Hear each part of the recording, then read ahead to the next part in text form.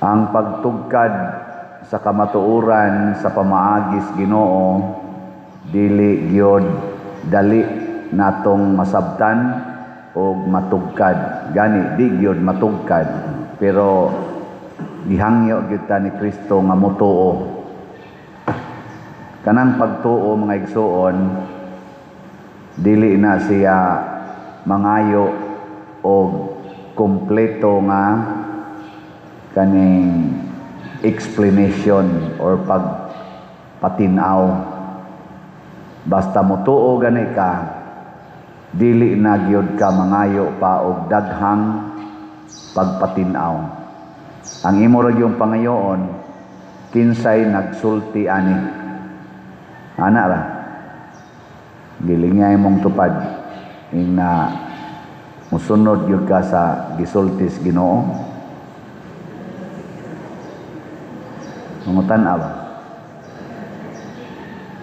Si Maria, mahal nga Birhen Maria, ang iya radyong gisiguro kinsa may gasulti ningon ang Ginoo nya pinaagi sa Espiritu Santo mamabdos ka. Ingon dayos Maria, matuman dinhi kanako, sumala sa imong pulong. Wa nay daghang mga argumento. Dili na yun, unya. Wa na. Ditso dayon. Si San Jose sad, ingon siya, lakaw lagi unta ko kay namabdos man ang akong pangasaunon, nawapa man na ako mahilabti. Ingon sad ang anghel, anak man na sa Ginoo, ang Espiritu Santo may nakapamabdos ana. Pagmata ni Jose, wala, sige, reklamo, balik lang sa dayon, wa na yun sa mana, di, kanusa man, di man agi ang Espiritu Santo, ana, wa na, ayaw na ana, specific, kay, mutuo ta, o kinsay gasulti, mutuo ba mo nga, kining gasulti, karon kining gawali, musulti ni sa tinuod na, panginahanglan sa atong parokya. Unsa maroy panginahanglan sa atong parokya? Mupalit mo raffle tickets. Unya gawas nga mupalit, mamaligya pagyod. Ana, nya ni sunod mo ana. Jutay kaya. Pila pa atong halin ron? 4,501 pa ang atong halin. Atong pakpakan ang namalit. Salamat kayo. Nya napagiuban bisag hangtod karon mangutana lang yapon unsaon pagpalit mo text lang yapon amot na minaw baka na sila sa akong wali sige man tagpasabot dinhi. Pero sige lang ato lang sa ning balik-balikon. Moingon pagid unsaon pagpalit pader. Sayong na kay na diha sa atong opisina o dinhis gawas nya naa say na maligya og mga tickets karon basta ang ticket na alay tatak sa atong silyo dinhi sa luyo sa ticket na itatak sa silyo kana genuine na nya ang ikaduhang tan-aw ninyo ang namaligya kasaligan bagnaong wa gani kay salig ay gidpalit labi na gyud di nimo kaila nya dili kayo aktibo dinhi sa simbahan or connected sa mga aktibo dinhi sa simbahan kana gyud siguro nya pwede sa na i-direct ninyo sa atong bank accounts, GCash accounts, kwarta padala. Nya tanawan ning atong screen kay niya dinhi ang mga ngan nga inyong padadaan, ni asad ang mga account numbers, ni asad ang mga contact numbers. Kanilang gyud maoy kanang kontaka maoy padadi. Ana okay na kay na. Dili jud ka masaag. Unya i-message dayon ko or i-message ang kaning ang mga ngan dinhi nga naay contact number aron imong sultihan nga mao ni ang akong amount gipadala ni aning bangkuha ni aning maong GCash ni as kwarta padala kay ako nang ipalit og ticket ana raffle ticket unyag magpadala sa kag amount nya wa kay text na mo nga ipadala automatic na namong dawaton isip plain donation. Why corresponding tickets? Nya mga tickets nga imong gi-request, imong gipalit, amo nang picturean, gisuatas imongan before na mo putlon ang iyang stub, amo nang picturean, ipadani mo. Makita nimo dito imongan naka-attach. Nya i-keep lang na kay basin og mao na mabunutan, at least na kay proof na ikaw gyud mo itag-iya na. Ang ana ra ha.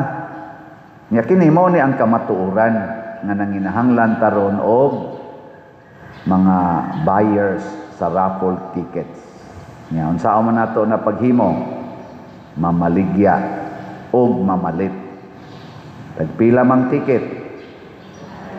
Tag 200. Ang kadakua sa ana pa dire. Sagdi lang, kay kada ninyo palit, naa maginay premyo nga siguro. O ang sigurong premyo mao ang grasya sa Dios. Iyan na nang gisaadaan.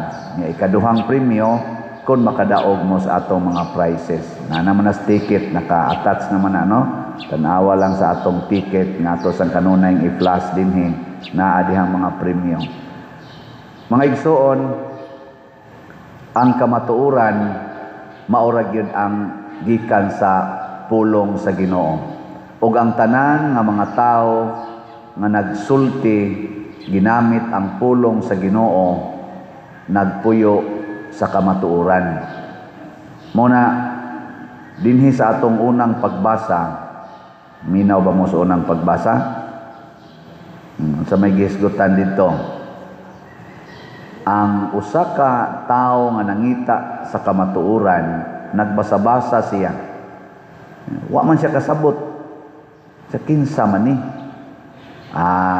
Ang Espiritu Santo, basta kana bitang tawo nga mangayo na sa lamdag, wa man to siya magsaba-saba, ang katong yunok ko, igo ra man siyang nagbasa niya, nakaingon siya ba, kinsa ka nino? Kinsa kay gipasabot aning propeta? Ang Ginoo di ay maminaw di na nato kung mangutana na ta kadamang musugod na tabag tugkad sa kamatuoran. Ang Ginoo magpadaday na siya tawo nga makapatinaw. Iya gitang tagbawon basta mangita tas kamatuoran. Labaw na gyud mangita tas kamatuoran sa Ginoo dinhi sa atong kinabuhi. Ngilingay mong tupad ing na nangita ka Ginoo dito sa inyong balay. Nangita ka Ginoo o nangita ka kwarta. Ay kasagaran na ba nato ang ato pangitaon kwarta. Kwarta. Pangita Ginoo na kay sakit. Pangita Ginoo diha sa imong sakit. Ayaw pangitag kaayuhan. Kay ako mo advise ko na kanang magpahiling dinhi. Nako ay gid mo padaan ng tukmod sa imong hunahuna nga ug naay sakit healing dayoy pangitaon. Pangitao sa Ginoo nganong naa man kay sakit. Pangitao sa ang pulong sa Ginoo unsa may purpose niya nga gialaw man niya nga masakit ka. Ana ba? Nga inig pangutana nimo anas Ginoo ug mao na nay imong ipangutana Ginoo ayuha ko, Ginoo ayuha ko. Ayaw usa pangutana usa ngano man Lord nga taas man kay ning akong diabetes. Ngayon Ginoo, purti man sa nimo ka masinupakon, sige man sa kag inom anang soft drinks. Sige man sa kag kaon anang mga tamis. Nya gisultihan na biyakas doktor nga ihunong na. Nya musupak man gyud ka mao nang nitaas. Ang imo nang pagkamasinupakon, nya ayohon ti ka karon. Nya mukaon na sa kag maayo. Di mo balik na sana siya. Oh, inaana ba? Di ana ka makasabot, disiplina di ay ang akong kuwang. Ana. Nangabit rong imong bana or ang imong asawa nangabit. Ayaw ditsog hasmag na Ginoo usba in taon siya. Ginoo in taon tarunga ang iyang panghuna-huna nga makaamgo na siya. Ayaw. Pangitao sa Ginoo anang maong kaso. Ngano man Lord nga nangabit ba ni siya? Basi mo tubag ang Ginoo, kapila man nimo siya giwakli. Kapila siya ni hangyo nimo nga mag labing-labing mo nya imong giwakli. Yung kadaghan, so, mauna, to may dili mangwakli. Di, ni tabok, imo manghihinginlan. Dinibalhin nga to sa dili manghingilin. Nya karon mangutana ka. Aron akong usbo ng iyang hunahuna, mobalik siya sa inyo. Imo na sang yaw-yawan, imo na sang iwakli. Mao ra gyapon, mobalik ra gyapon na. Di ba? So ito bag. Sa dihang nakasabot ang yunoko, kadto din ni Hesus nga gipatay. Siya mao na siya. So bitaw mao gisulti diri. Nya unsa may akong buhaton? Isa na banhaw biya to. Nya karon makapapas to sa sala. Pinaagis bunyag sa iyang ngalan og sa tubig og sa Espiritu Santo. Niingon na yunoko, bunyagi ko para dili na ko mabalik sa akong pagkapagano. Gibunyagan dayon siya. Pasabot iyan ang gidawat ang kamatuoran. Kita ra ba dayon tagpundok naa na gani healing mass, quotation ba, healing mass, hala gyud da ana mga wheelchair, mga kuan kanang na nagkimpang-kimpang ana. Mayo man na. Wa gi problema kay mao sa nagibuhat sa mga tao panahon ni Hesus. Pero kadto mga taong giayo ni Hesus, mga buta, mga amang, mga bakol, mga sanlahon, ang uban ato ni apil og ingon nga ilansang siya sa cross, ilansang siya sa cross. Kadto mga tao nga sigig sunod niya iyang gipakaon atong pan nga 5 ka pan niya nakabusog sa 5,000, mao ra sa igasigig siya agit ilansang siya sa cross, ilansang siya sa cross. Sa ato pa ang ilang healing nga gipangayo kutob ra sa physical, wa makatugkad sa ilang kasing-kasing. Bingay mong tupad. Ing naway sakit imong heart. Kana imong heart ba? Way sakit. Ang dagko kayong sakit sa atong kasing-kasing kanang garbo. Way giila ana bisag pari, bisag obispo, santo papa, mga igo ana, labaw na mga congressman, mga senador, mga politisyan, igo anang garbo. Bisan pag wa na sila'y sakit kay naata ng maintenance, naata ng check-up, naata ng exercise, pero ang kasing-kasing mga dunot kaayo tungod sa garbo. Kanang kaulag, sus, bisag pari ana, manghilabot yun, manghilabot. Maamong pastang madri usahay. Mga sakristan, mga youth, ana, sus. Mao na reporting kaso sa simbahan, kamatuoran sa ni karon nga giatubang sa simbahan, nga porting daghanang kaso karon kay gipangkihan na kaming mga pari. Sad to say. Ngano man kay ang kasing-kasing gisudlan og sakit kanang lust, kanang kahakog ba? Kana bang murag ang kuno ni mutanan. Mao na roy gibati nga igo gyud kayo ang ato mga politicians. Hasta kita dinhi nga igo ta apil sad may mga pari kanang kahakog. Hakog sa kwarta, hakog sa gahom, hakog sa ilang mga properties. Di gyud ka mao mo paambit. Ako dinhi sige kog wali. Dili nato tindahan ang kilid sa karsada. Dili lang ni para sa atong parokya, tibuok ning kalibutan, tibuok labi na Pilipinas. Hangyo gyud ko kutob sa nakabati, ayaw gyud tindahi ang kilid sa karsada. Iirog yun. Aron ang mamalit ninyo dili magtungtong sa karsada kay basin unyag maligsa na anang mga kusog mong padagan, labi na kanang nakasuyok. Pila naman kabuk na nga kuan ana. Pero anha gyud maninda sa kilid sa karsada kay inukno gyud sa mga taong naglakaw sa karsada ang ilang tinda aron mahalin.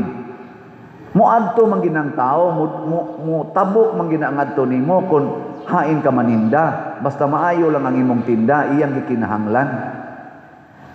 Kana sang akong giingon, ayaw parkingi ang atong karsada. Kana makita des atubangan simbahan na idako kay no parking. Hala, inukno yung ilang sakyanan diha anang no parking.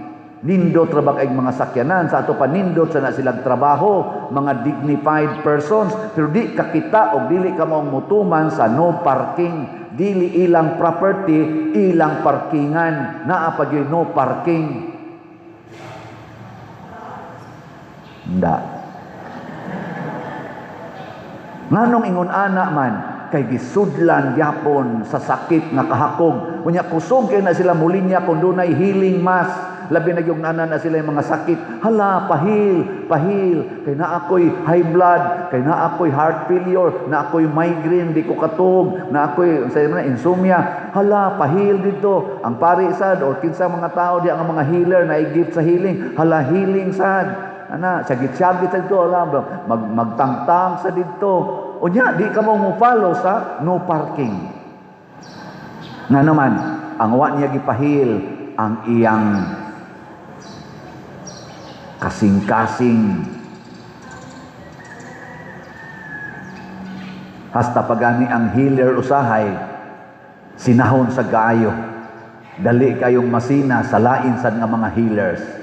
Nya magdinautay dayon, no? Oy, na usahay. Ay na lang ta. Muna mag-away na, doon ako'y mga followers, tuwasan sila yung mga followers, hala, mag-away na, way kalainan sa mga politicians, mag-away sa kinsagyo'y dumadaog, panahos eleksyon, kinsay sikat-sikat sa mga tao, hala, dauton day bayo, dauton. Kanang hiring-hiring dia sa Committee on Justice sa kuan, sa atong House of Representatives. Sus, pakauaw lang. Sa ako bang tanaw ba?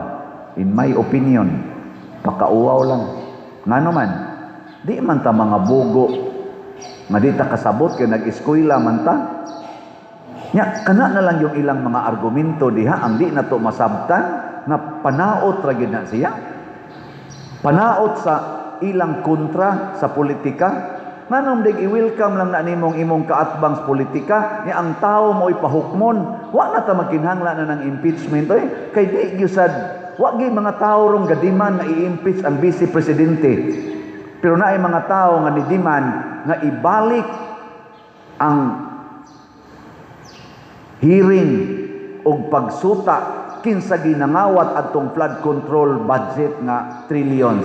Kinsay nangawat niya ng atong mga gold reserve nga gipamaligya nga billion sa halin, hain atong Maharlika Fund na almost 500 billion, kadtong mga unprogrammed funds na almost 8 billion nag-i-expose sa atong mga katawhan, kadtong mga malita-malitang kwarta nga gi-expose ni Saldico og sa 18 ka Marines og ni Gutesa, hain man to. Kadtoy atong pangitaon kay naa gitoy ebidensya. Karon claim lang ang usa kana iyang salin. Maora na iyang gideclare ang iya ditong record sa AMLAC maoning niya. Katawanan kay ba? Nya may gani kay naa say mga congressmen nga kamao sa gyud kayong mo explain nga kanang atong layman's term. Didto na nun ko kasabot. Salamat sa mga congressmen nga ning explain ato. At tagaan tala mong sample ha. AMLAC, anti-money laundering. Unsa nang si committee si man AMLAC, anti-money laundering council. Ako lang example lang ni siya ha.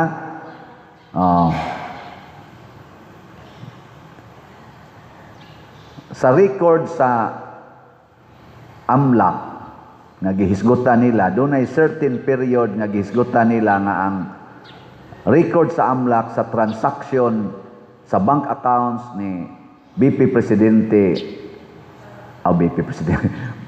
Presidente Sara og sa iyang miting itong bana niabot og 3.8 billion ang total dito nga question amura ba kanang under ba sa kanang murag questionable ba murag sa nga nanang tawag ana kaning kadudahan nga transaction kanang mosubra sa 500,000 ning total kuno og 3.8 billion. Pero ang gideclare kuno sa salin ni Sara for this particular period naara kuno sa mga 8 million, 8 billion ba to? Basta gamay ra. So kana kunong diferensya mao kuno na ang undeclared wealth. Mo'y ako nasabtan ha. Basig bugo ra gyud kay ko. Karon gipangutana sa congressman ang AMLAC insya giunsa man na pag-come up kanang 3.8 billion. Insya adding up all transactions. Mo'y ako nasabtan nga kon pananglitan na ay musod nga 1 million. 1 million to, one transaction. Nya mo spend sad mo withdraw sad si BP Sara sa iyang account og 1 million. Iyang ibayad. Pila na? 2 million na kuno na. Nya nanasay mo bayad og kay nagnama sila business. Nanasay mo bayad og 500,000. 500,000. Mahimo na ng 2.5 million. Nya, nanasa sila gibayran nga 500,000. Mahimo na ng 3 million and so on and so forth. Sa to pa, total day na sa musod o mugawas. Pero ang actual nga kwarta diha, wa ka kibawag pila. So basig katurang 8 million. Maura to'y kwarta nga tinuod yun nilang ginansya. So murag ilad-ilad ba? Nya butangan dayon naay mga hidden wealth. Nya butangan dayon suporta sa usa ka witness nga gikan na sa mga daotang tao kadtong mga D-lords. Gikan kuno didto. Kay nidawat na siyang mga suborno gikas mga D-lords. Mauna nga dako kay na iyang kwarta nya wa gi-declare sa iyang salin, mauna angay siyang pinalayson, angay siyang i-impeach kay wa niya gi-declare ang iyang tinuod nga kwarta nga 3.8 billion. Anya ang 3.8 billion mao man dito ang total sa transaction nga musud gawas, wa gi siguro alkansi pa siya ato. So wa gi say actual nga cash, wa say actual nga profit. Ingon ana kay kanang AMLAC mo question gyud na sila basta naa kay ipasod si mong account nga sobras 500,000 ug naa sa kay withdrawon nga sobras 500,000 questionon sa na niya ang ilang gipresentar dito ang total nga questionable nga transactions. Kana bang makapa-alarm nila ba ang total dili ang total nga asset or cash amount nga na-save sa maong tao, maong client na mao si BP Sara. Mao na akong simple nga nasabtan ug nakaingon ko nganong giingon ani nila pag-present para lang gyud pagdaot. Unyag nagan mo sulti nga kanang murag i-explain og mayo, sigihan dayo ayaw, di na pwede. Pero sila gani mo explain, pwede. Muna say lawyer nga niingon kaning atong gibuhat or kanang gibuhat sa Committee on Justice, trial na. Nya wa sila ana, dili sila supposed to be mo trial, mo verify lang sila sa ebidensya nga gipresentar. Mo tong niingon tong usa ka lawyer nga congressman, wa may kaning salin, wa man ni ma-appeal sa original nga attachment sa ebidensya. Nganong kita may nangitag ebidensya sa iyang salin nga wa man ni butangi og ebidensya sa original complaint, unsa may atong analyson nga kita naman hinuoy nangitag ebidensya sa anomalya sa iyang salin nga wa man ni gibutang dito kay may unta kuno to ang sakto unta kuno ato moingon unta kuno ang impeachment complaint atong original impeachment complaint nga gipresentar nga questionable ang iyang salin kay dunay figure nga 3.8 billion nga wa ma-explain. Ana unta to kay para ilang verifyon ang 3.8 billion pero wa man na ma-appeal sa ebidensya Nya karon ila naman ang gidig up. Di sa ato pa matod pa atong maong lawyer, say nga nato siya si anak mo tingin itong Senador Marcolita. Oh, matod pa niya, lain na sad naunta nga impeachment complaint. Nya sunod tuig na na-file. Nya kay ato man gi-entertain karon, basig mateknikal ta. Kay di man ta allowed ana. Unsay tubag ni kanang sana Luis Tro nga moy ilang chair dito, Committee on Justice, ingon din siya nga only the Supreme Court can make decision. Yan, ingon si Marcolita, mao bitaw, isa sige, ipasaka lang ng imong complaint ngadto sa Supreme Court. Yan, ingon sa Des Marcolita, dili tingali ako, pero dunay laing mga tawo mopasaka ana. Yan, kuan na lang sila. Ana-ana na lang silang naong. Kay klaro mangyud kaayo nga ang ilang gibuhat dili na gyud subay sa kamatuoran nga gihatag kanila. Muna si Hesus niingon siya diri, ang muari kanako kadto ra gyung nituo sa akong amahan. O giunsa man ta pagtudlo sa amahan, pinaagi sa iyang pulong nga gisulti usab sa mga propeta, gisulti karon sa atong Biblia o gisulti sa Espiritu Santo dinhi kanato. Nya kay ang pulong ros Ginoo niingon man nga palit og raffle ticket. Narani mo mutuo ka. Nya matud pa ni Kristo, mutuo ka. Ako gyud kang tagaag kinabuhing way katapusan. Pero digi ka mutuo. Bahala ka sa buhay mo.